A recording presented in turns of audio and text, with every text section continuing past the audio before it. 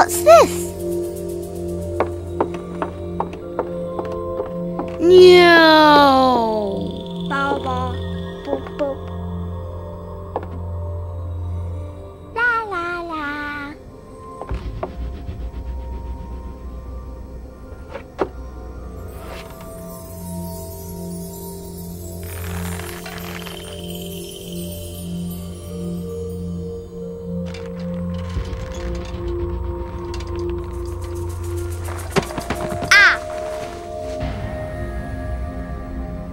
Ooh.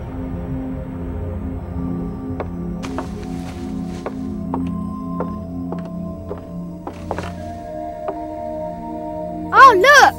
It's a book! Maybe it's a book about pirates with a treasure map.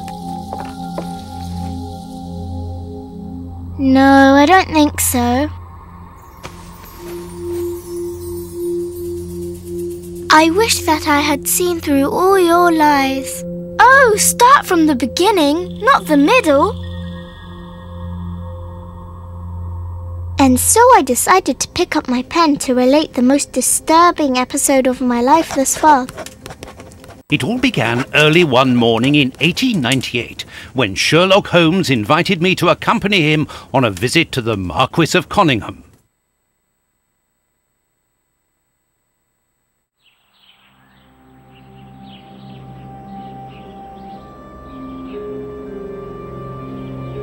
Watson, my dear fellow, we can now go and inform the Marquis that we have found the Samoan necklace, and very much faster than Inspector Baines, too, which pleases me.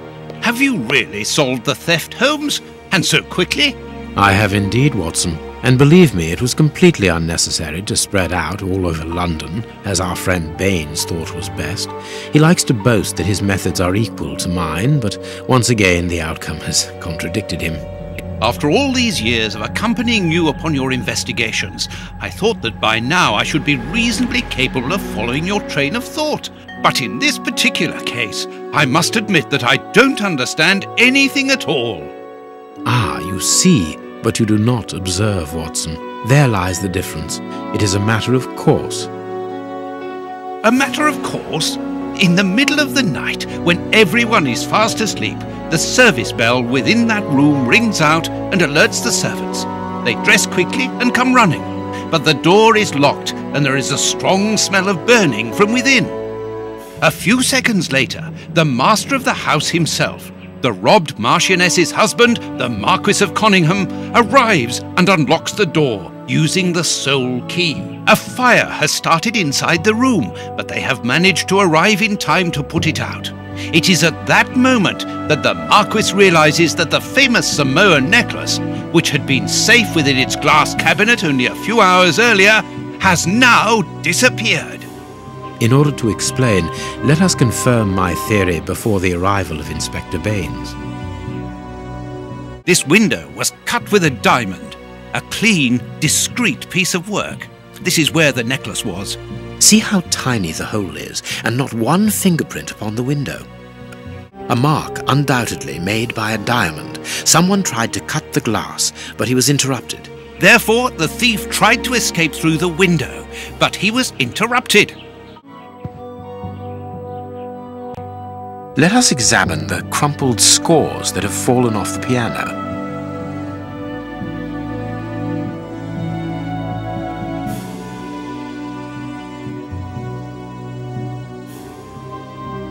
These sooty prints were left by a tiny hand. I don't understand why these music scores are covered with soot.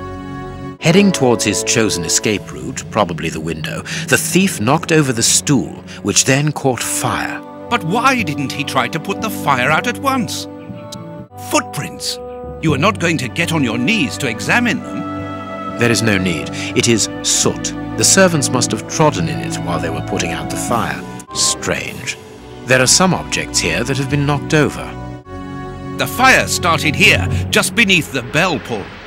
Whoever pulled the cord would have had his feet in the fire, unless it was pulled before the fire started. These documents are not very interesting, even though they're addressed to the Minister of Maritime Affairs. The Marquis himself. This draft screen makes an ideal hiding place. As the theft was committed at night, I conclude that the thief hid himself behind the draft screen and waited until he was alone in the room. Strange, there aren't any prints, yet I'm sure that the thief hid here. Not very well kept, this aquarium. I can see a dead fish floating on the surface. A candle. It must have fallen from the chandelier. When the servants arrived at the door, having been alerted by the bell, they saw evidence of the theft and the fire, but they didn't see the thief. This door is very hard to force. The Marquis is the only person to have the key. The thief could not get out through here until eventually, when the door was opened by the servants.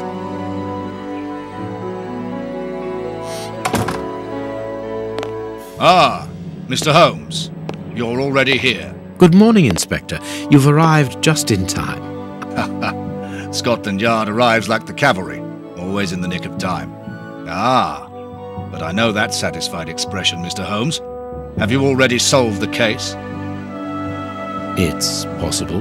We have retraced the thief's rather unusual footsteps. He is a true acrobat. But what I cannot understand is that when the servants entered the room, there was no one to be seen. An acrobat, perhaps, but an invisible one? I do not think so. The only explanation is that the thief escaped before the servants arrived. I don't know how, but there is no other way. Half a point for the doctor, nil for the inspector. I am pleased to see that you find the situation amusing, Mr. Holmes. Very well then, explain. Dr. Watson was correct when he mentioned acrobatics, but he is mistaken about the nature of the acrobat. As for you, Baines, you're quite incorrect, as the thief was in the room when the servants entered. Explain, for heaven's sake, Mr. Holmes. Watson, how could a thief be missed in the middle of 8 men? I don't know. Because he is very small? Stop teasing us, Holmes. Exactly, because he is small. Small and remarkably agile. You're thinking of a monkey? And a trained monkey at that. Without a doubt, a Leontopithecus rosalia from Central America. The animal had been hidden inside the room for several hours, calmly awaiting the signal from his master. Once night had fallen and the room was empty, a high-frequency whistle alerted the monkey that it was time to begin the procedure for which he had been trained. The monkey emerged from his hiding place and used the point of a diamond to open the glass cabinet and steal the necklace. He headed across to the window by the chimney, but knocked over the stool, which in turn knocked aside the fire guard and started the fire. The frightened monkey jumped from the chimney by swinging from the bell pull, thus alerting the house servants. He then went to the window and began to use his diamond to cut a hole, but was interrupted by the staff trying to gain entry via the door, and he panicked again. He ran across the piano, scattering the music scores onto the floor, before hiding inside the chandelier, knocking over a candle. Finally, the servants and the Marquis entered the room, leaving the door open while they put out the fire. It was during the confusion that our agile little thief made his escape through the doorway. As simple as that. A brilliant explanation! Bravo, Holmes! And the necklace? I can see it from here, my friends. It's right in front of us. We have searched the room from top to bottom, Holmes. How were we unable to find it? Because we paid insufficient attention to the only victim of this affair. What victim? No one is dead? Yes, Watson, a poor goldfish whose destiny was to die, crushed by one of the most precious necklaces in England. The aquarium is just beneath the chandelier. I understand. The little monkey had likely hung the necklace around its neck and lost it when he leapt from the chandelier. The jewels fell into the aquarium, where they remain now.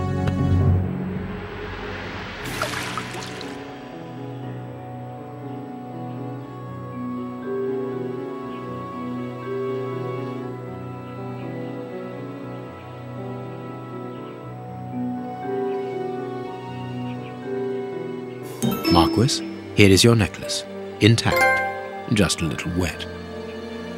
Mr. Holmes, This brilliant demonstration does credit to your reputation. Thank you so much, Marquis. Do you wish to verify the authenticity of your jewel? No, I recognize it. I have spent many hours admiring it, you know. Good. I will return it to its box and... Inspector, a bank has just been held up. You must follow me at once. Orders of Scotland Yard. What times? Sirs, duty calls. My regards, Marquis. And well done again, Mr. Holmes. There, the necklace is in its box. We've lost enough time here. Let's go home, Watson. Ah, very well, as you wish. A good day to you, Marquis. With pleasure, gentlemen. And once again, thank you.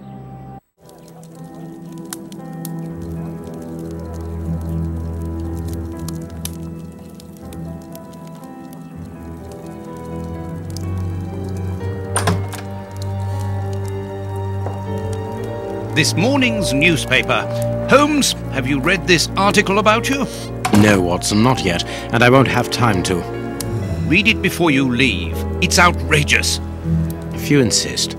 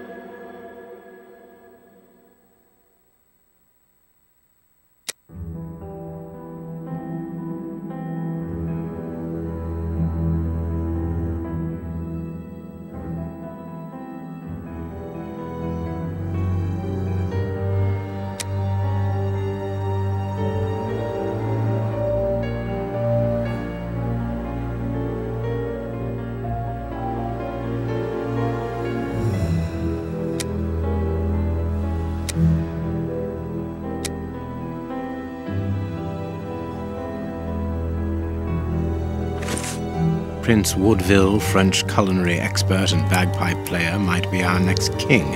That's not so shocking, my dear fellow. You know exactly to which article I'm referring, Holmes. How can Farley dare to tarnish your reputation like that? You know, Watson, that wherever glory walks, jealousy is bound to follow. As for the forgery of the necklace, I suspect that we shall soon be enlightened in this regard. Come in, Inspector Baines, the door's open. Ah, Mr. Holmes. How did you know I was here? You are one of our rare visitors who avoids the second-to-last step of the stairs, which creaks dreadfully. And if I add the clinking of the handcuffs at your belt, to what do we owe the pleasure of your visit, Inspector? Have you read that rag? Inspector, can you explain this slander? Has the necklace of the Samoas really been replaced by a fake? I don't know how the reporter got hold of the information, but it's true. About the necklace, of course. I wouldn't permit myself to question the integrity and honesty of Mr. Holmes. The necklace is a forgery? Impossible! I saw the Marquis authenticated before my very eyes, before Holmes returned it to its place. Mr. Holmes, the Marquis believes Osmond Farley's theory. I shouldn't be surprised if the reporter isn't behind all this slander about you. He's a freelancer, well known for his explosive and subjective articles. In any case, the Marquis assures us that you were the last person to have the necklace in your hands.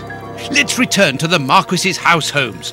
I'm sure that we'll have no trouble in taking apart this theory. It is unnecessary. Such allegations collapse on their own, like one of Mrs. Hudson's soufflés. Let us leave the police to solve this problem and turn our attention to the matters in hand. Perhaps you are right, Holmes.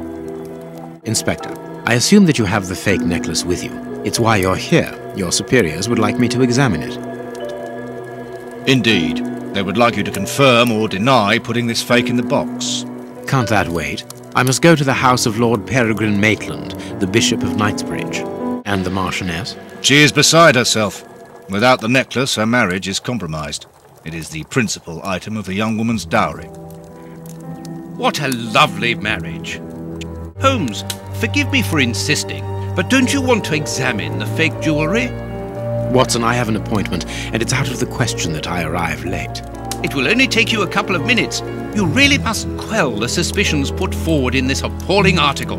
If you will allow me, Inspector? Be my guest. Very well.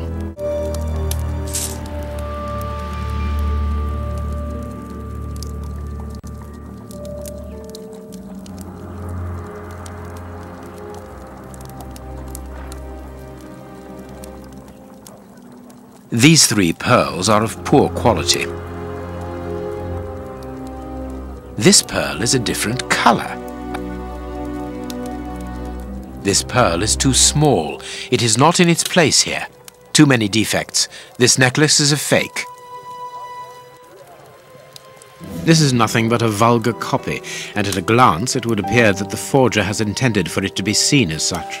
How could we have been fooled by such a blatant imitation? I don't understand. Yes, how is it possible? Holmes, do you have a theory about this? I have absolutely no idea. You insisted that I examine the necklace, and I have done so. Now it is important that I keep my appointment.